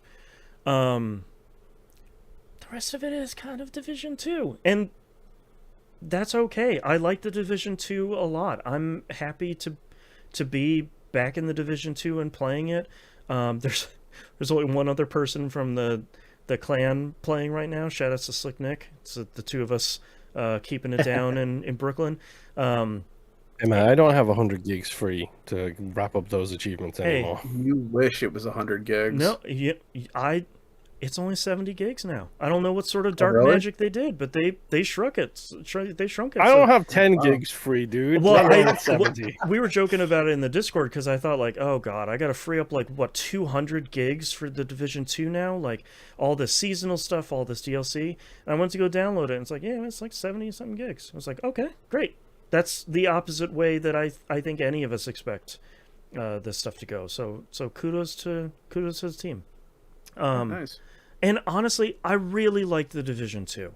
And I'm having a blast playing the Division 2 again in a way that I kind of forgot of, like, yeah, this is a game I play solo, and I've got my skill build, which literally nobody runs because it's not that great. But I like it a whole lot. I've got, like, my exotic weapon that gets stronger with skills, and me and my turret, my drone, my healing drone, we're holding it down, and it's been having a lot of fun. And there's a bunch of new systems in the game that I don't understand. I still don't understand the, like, weapon proficiency and expertise system. I have to go watch some YouTube videos about it. The in-game tutorials for a lot of systems are really good, except for that one of, like, just level it up and then level up the other thing. And I'm like, I don't know what any of this means, man. Sure thing. All right. Yeah, like sounds good, boss. There is a new system in there called Journey, which I think is really interesting. It seems like it's kind of tailor-made to people like me, of like, hey, welcome back to the Division 2. Here's 8 sets of like 8 or 10 challenges that you can go through to kind of remind yourself of all the stuff you can do in the Division. And a lot of it is like, claim 2 control points. I'm like, oh yeah, right, control points. And it's like, do this mission, do this like bunker mission on hard difficulty. And I'm like, oh yeah, changing difficulty. Yeah, okay. So I've really appreciated that. And the rewards they give you are pretty okay. It's nothing, I don't think anything to write home about quite yet. But I appreciate that there's something there. I liked a lot of the DLC missions. I think a lot of them were kind of just right. This might be... Okay, spoilers, I guess, if you kind of care about the storyline of the Division 2, and maybe my half-baked interpretation of it. I really don't like where they're taking the storyline of this game. In the Division 2, the main bad guys were Keener and Parnell. And those are really seen as like, these are the dudes that unleashed the virus, and they're kind of taking the training that they had under the Division and turning it against the Division and the US. And this DLC really going out of its way. Number one, you're working with Parnell, which not crazy about to start with, and then it's really going out of its way to make Keener into this like misunderstood kind of figure that got the blame for this put on his shoulders. And I'm like, that's sort of not how mass murder goes. Like, yeah. Also, I'm pretty sure when someone takes responsibility for something, that's not them taking the blame for something. Well, so there's a scene. This is a spoiler. So if anyone wants to play this and is interested in this, maybe go to the next segment at this. Go to releases. These episodes have chapter markers. There's a scene where on a green screen set of New York, like a New York like street, there's a deep fake Keener that is like talking about unleashing the virus, and I'm like, wait. So you're saying the dude I killed at the end of the last DLC, the bad guy, maybe was set up by somebody to take the blame for somebody releasing an incredibly deadly money-born virus? What are we gaining by doing that? Like, what's the end goal? And like, the end of this DLC is you and Parnell kind of, I don't want to spoil like the very end of it, because I'm still not entirely sure that's the end, because it kind of ends on a bit of a flop. Like, it's you and Parnell kind of getting further into bed with each other in a way that I'm like, I don't want to work with the bad guy. This Division 1 and 2 has been, let's take out the bad guys that are like killing the president or killing everybody with dirty money or burning people with flamethrowers. Like, let's stop you right there. Tom Clancy has always been about killing the bad guys, and that's fair. That's fair. But like, a lot of it feels like, go ahead, man. It's almost like they're trying to not make a political message with this latest DLC. Well, it also doesn't help that COVID hit. Right, they're like, oh yeah. Yeah, like, it's just, there's so much about it of like, I'm curious to see where it goes, and I am missing some of the story between the last DLC and this DLC, and I think you can replay past seasonal story missions. There's This game has like 50 million menus, and I think they're usually well done, but there's kind of a new menu that has like multiple sub menus in it that have multiple sub menus under it, and it's just like, oh yeah, I think one of these menus is like playing old seasonal missions. So I need to investigate that this week to see like, okay, last time I was hunting down Fei Lao again. So like, is she gone now? Like, what happened in between? Like, did they start building up to Parnell being this kind of misunderstood, not really a bad guy, or are they kind of taking a hard left here and be like, yeah, actually, the story you didn't know is, X, Y, and Z. So I'm not entirely sure. So that one's a little bit of, I'm giving it the side eye of like, I don't know about that. And I think part of my exhaustion with this game too is it seems like no real time has progressed within the Division 2. Like, it's still the same week that the Division 2 started. You're doing this stuff in Brooklyn. So sort of like, okay. I get it, but I know that might be sort of antithetical to the Division overall. It would be nice if there was some level of progression here, of like, you see it a little bit here in Brooklyn with this area called the Bridge, where like they're making honey and they have at least some rudimentary medical facilities and they have some stuff. So like there's a little bit of progress, but hoping to see like a little bit more going on. But that's pretty small potatoes to the rest of the stuff. So I don't know, man. I'm enjoying the Division 2. I'm looking at the list of trophies in the game and saying, I don't know, I have 8 or 9 of those left, and maybe I could get the platinum in this game. Sure, why not? One of those, of course. All my progress is on the Xbox right now, so if I'm going to play with my son, we're going to have to start all over again on the PlayStation. Oh, sure. It is on Game Which Pass. I don't mind. By the way, now the base Division 2 is on Game Pass, and like I've said, I think it's really solo friendly. So if you're looking to just kind of play a cool third-person cover shooter, you're missing the 360 days. This is a cool one. But I was looking at the trophies I still have left. We were talking about this the other week. Wouldn't you know it, as a Ubisoft game, it does have an arrow in the knee trophy. Shock of all shocks. You gotta shoot 10 enemies in the leg with the crossbow specialization weapon. I was like, okay. Thanks Ubisoft. Let's do it. I don't know. Time and play. Yeah, like I don't. There's some annoying ones, like the one I really don't want to do. There's 2 Dark Zone ones that I haven't done.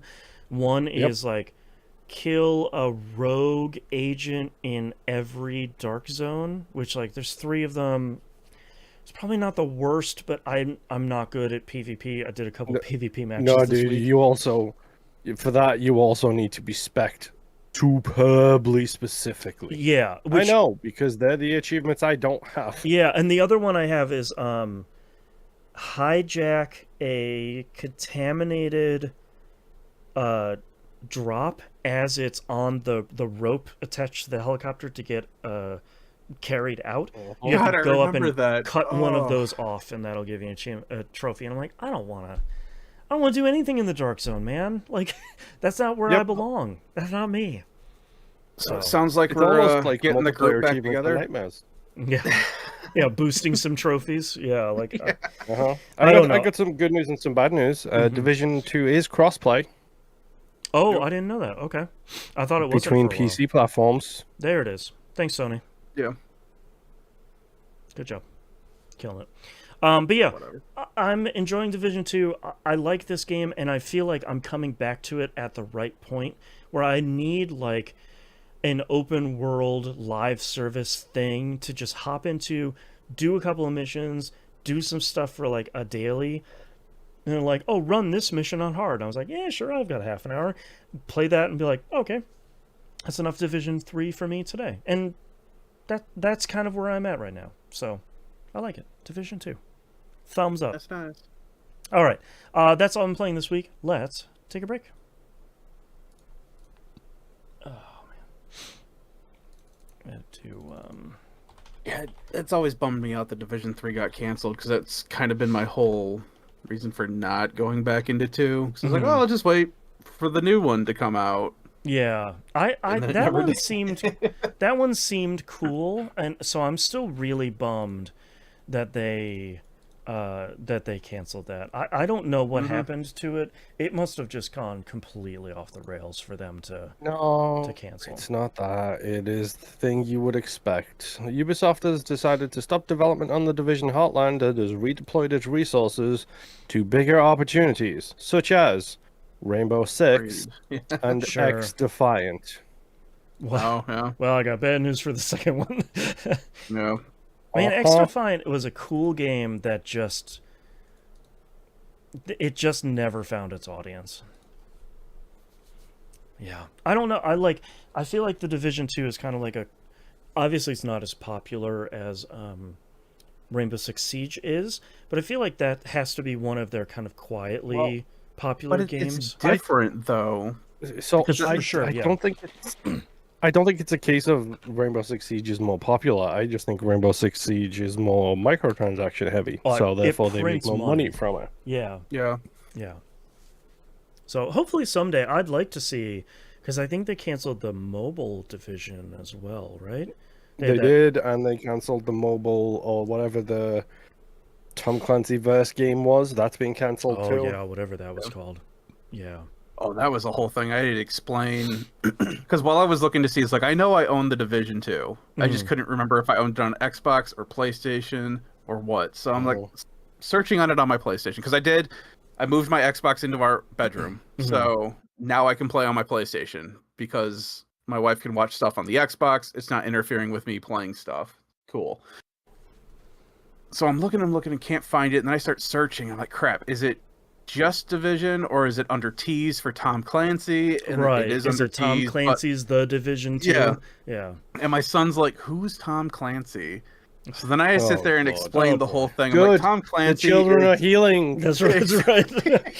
I had to explain to him, like, Tom Clancy is an American author who wrote mostly military novels about random things Military that could happen. porn novels. Yeah, it was 100% hoorah American BS. Yep. Like, they're fun, dumb popcorn reads, basically. Yeah. Like, don't take any of it seriously. Yeah. And the Division was one of the things that he had.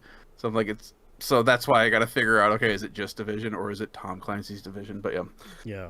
So, but yeah, I had a lot of fun, especially when we did play as a community way back when. Like, just knocking that crap out. I think I beat it, but I don't remember. I know I put a ton of time into it though. So I like that game a lot. I think that game's fun. Yeah. All right. Are you guys ready for the next segment? Yo. Sure. All right. Let's get started in 3, 2, 1.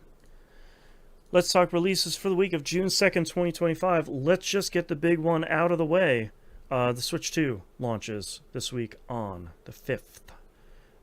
Microphones don't pick it up, so I can't do the clicky thing. That's right. Unfortunately. Snap. Yeah. Which I'm kind of happy they're still using that for presentations and stuff. I I mean, think that little at this snap point, is it's fun. iconic, right? Yeah, Like, it's gotta be. kind Yeah. of. Just like the iconic cap. All that stuff. So let's talk about most of the launch games for the week. I'm cutting out some of the games that I'm not entirely sure they're coming out, or maybe they're kind of very small releases here. Bravely Default Flying Fairy HD Remaster. That looks pretty great if you're looking for a kind of fun new approach on it. I really like that first Bravely Default game. I'm like, Yeah, they were all pretty fun. One of the two people that really likes the entirety of that game, and don't just stop when the game gets super annoying, which the game gets pretty annoying for a while. Civilization 7 Nintendo Switch 2 Edition upgrade. Again, this was on the first Switch. I don't know how or why they did that. I know why they did that, because there's like 400,000 million Switches out there. So that I'm going to assume that will probably run a little bit better on the Switch too, so that might be the place to play it. Cyberpunk 2077 Ultimate Edition. Of note, this is one of the few third-party games that is actually totally on cart.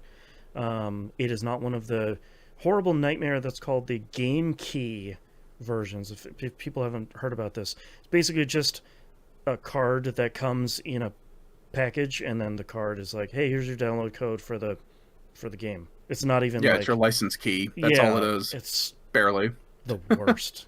So many third-party developers are doing that. It's a real bummer. But this is one of the few games that is actually totally on a cart. This is the game plus all the DLC and all the patches and everything. So, which if it runs as well as it does on current consoles, sure, it's worth getting. Yeah. I am still a vehement hater of this game. but you did the homework. I will, but I will acknowledge, and for good reason, because I couldn't beat the game because it glitched out and the main mission wouldn't let me progress. So there was like 6 months I couldn't beat the game. Yep. But once I could, it is a fun game if you're into that. So yeah. Deltarune, chapters 1 through 4, coming out on Switch 2. That is the Undertale side story. If you switch all the letters, Undertale and Deltarune in the same letters. Fantasy Life I, The Girl Who Steals Time, Nintendo Switch 2 edition. I haven't heard anything performance-wise about this game, so I'm not sure how much better this will be. Maybe it'll be in 4K for Switch 2.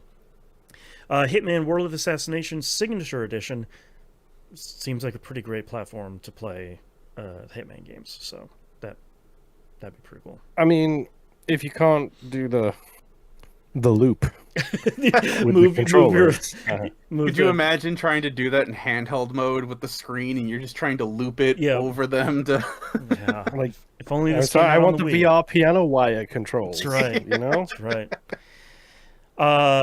Kunitsugami Path of the Goddess comes out on Switch 2, which is still a game I need to pick up and play at some point. That seems like a game I would really like. Legend of Zelda Breath of the Wild and Tears of the Kingdom both get Switch 2 editions.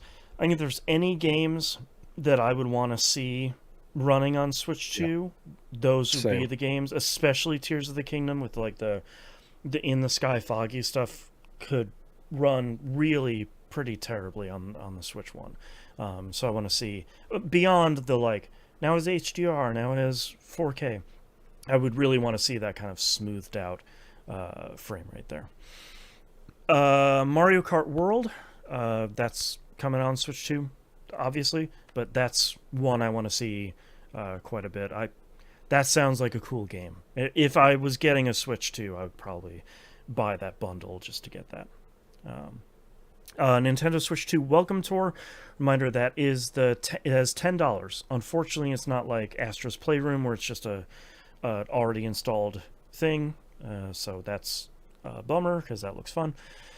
Puyo Puyo Tetris 2S comes on Switch 2. I didn't even know they made one of those. Apparently that came out a while ago. So that's coming out on Switch 2. Rune Factory Guardians of Azuma, Nintendo Switch 2 edition. We talked about that last week. Sonic Cross Shadow Generations. It's getting a Switch 2 version.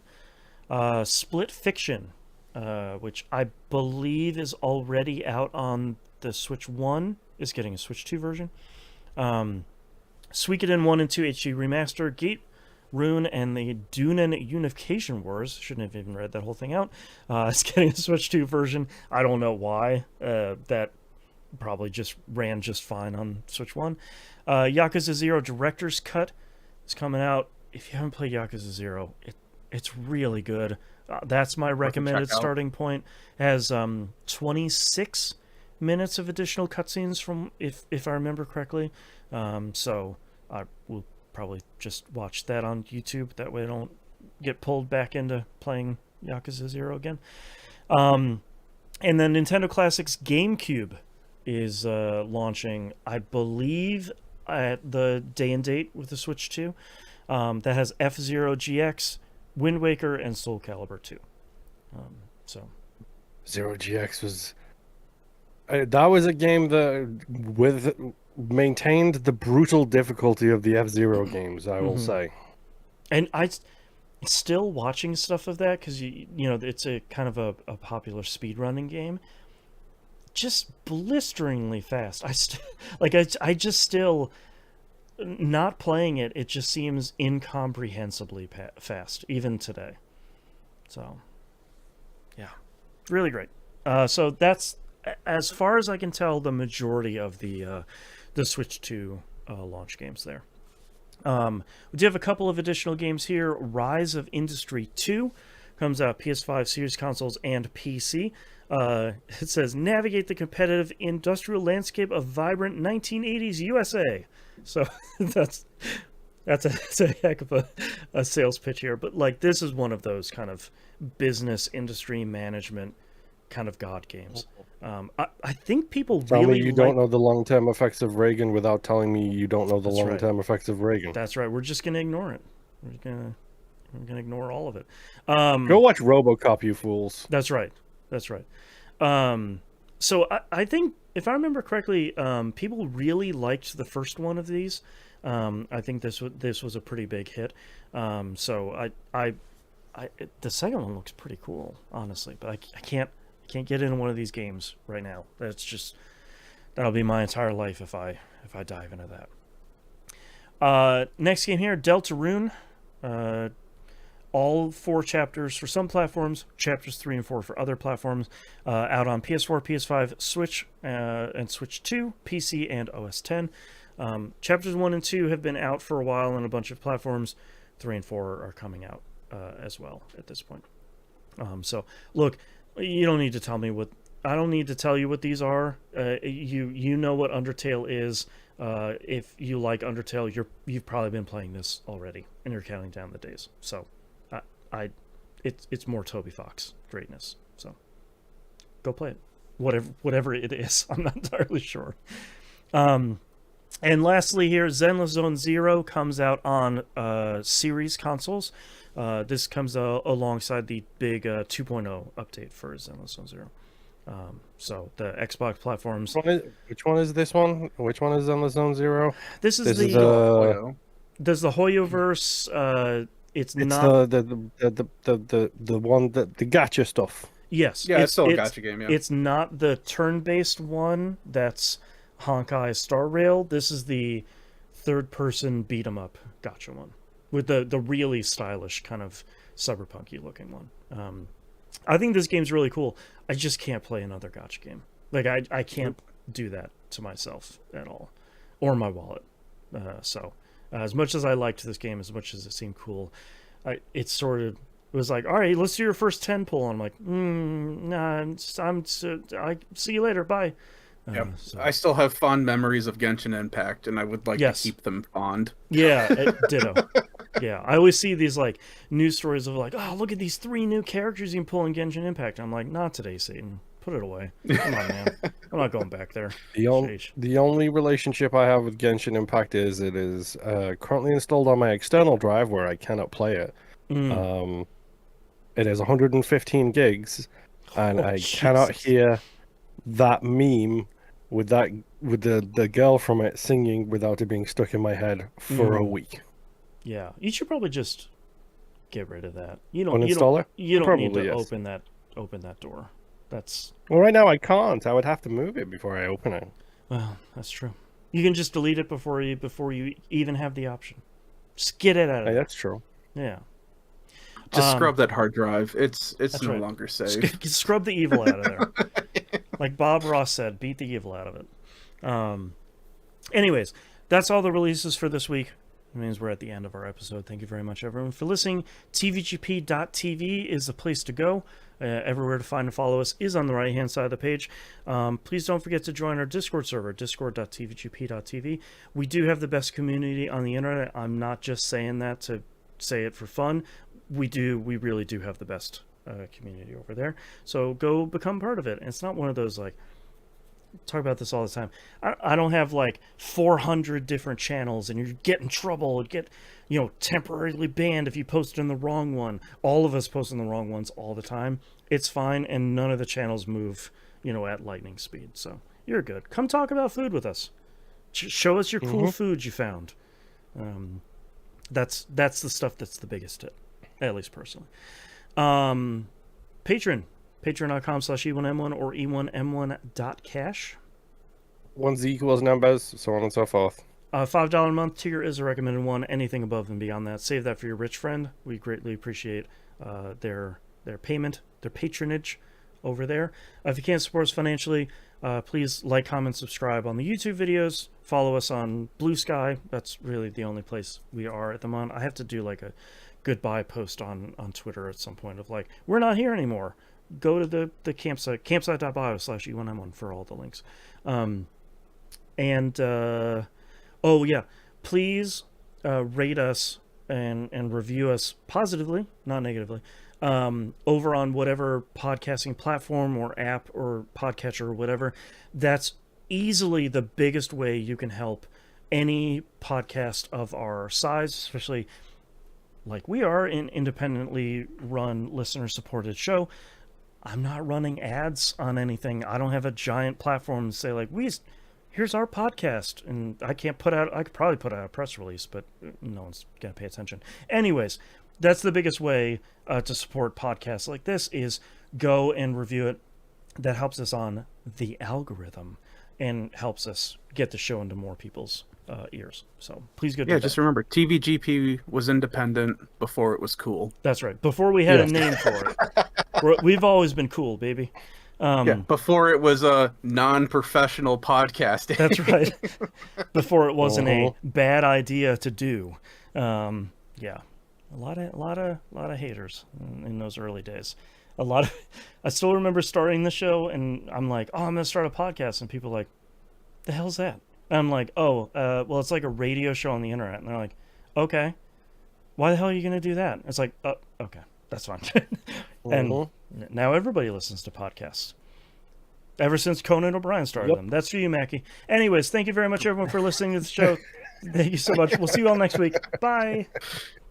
Bye. Bye. All right, Nimp. What are your titles? I have Maybe You Need to Get a Life. I already forgot about Moon's brutality. Who Uses Hex? Fire, Lightning, Freeze. You Can Call Me Yang. And Snap Map. All right, what do you have, Moon? Get a Life, Go Touch Grass, Out of Sight, Out of Mind, You Can Call Me Yang, Transform a Mess of Giblets, Are You Sure, Soft Spot for Molotovs, Spoken Like a True Antifa, We Have Robert Pattinson at Home, God Level Until It Wasn't, VR Piano Wire Controls, and Moon's Brutality. Real late entry there with Moon's Brutality. Mm-hmm. I'm going to write down VR Piano Wire and Moon's Brutality. I know I'm hungry because my handwriting is getting really bad. All right, I have top 5. Who Uses the Hex? Managed Democracy Needed Me Elsewhere. That one's way too long. I just want to mention that one again. I'm Not a Far Cry Fan. Fire, Lightning, Freeze, Snap Map, Get a Life, VR Piano Wire, and Moon's Brutality. I really do like Soft Spot for Molotovs. Like, that's got a really good flow to it. Yeah, that one sounds really good. I'll write that down too. Soft Spot for Molotovs. All right, what's sticking out here for us? I'll second Soft Spot for Molotovs. Okay. I'm okay with that one. I normally don't write down anything that I say, so... I'm okay with that one being the title if you guys want. Yeah, I think that... Don't get me wrong, it's not one of those weeks where we have one that jumps and everything else is below, but this is also not one of those weeks where we've got 15 that are right up here. This is a good mid-level one where we've got a whole bunch of good ones. Yeah. Soft Spot for Molotovs it's got a really good mouthfeel to it. I am ready. Sorry, what were you saying, Moon? I said num num num num num num num num num. Okay. All right, so Nimp is and I'm ready. Oh, dang. Okay. All right, starting in 3, 2, 1. This is That Video Game Podcast, episode 919 for June 2nd, 2025. Soft Spot for Molotovs. Just replace the booze with something else. They just give me that warm, fuzzy feeling. All right. Thank you very much, everyone, for listening and watching. We do greatly appreciate it. We hope we'll see you next week. Bye. That feeling depends on what you use as the fuse. Carcinogen. Right. What is it? Yeah.